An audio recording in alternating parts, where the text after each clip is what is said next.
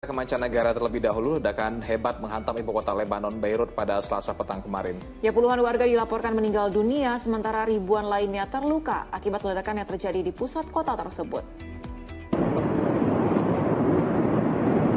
Detik-detik terjadinya ledakan yang terjadi di pusat kota Beirut, Lebanon sempat rekam ponsel warga.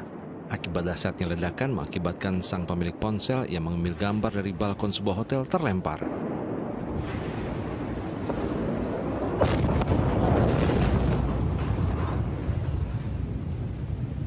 Akibat ledakan ini, 60 orang dilaporkan tewas dan kemungkinan jumlah ini akan terus bertambah. Ledakan juga menyebabkan ribuan orang terluka hingga harus dilarikan ke rumah sakit.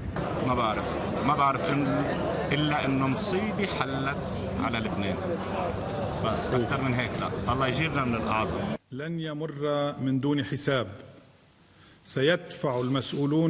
Perdana Menteri Lebanon Hassan Diab menyatakan sebagai hari berkabung atas peristiwa ledakan yang terjadi.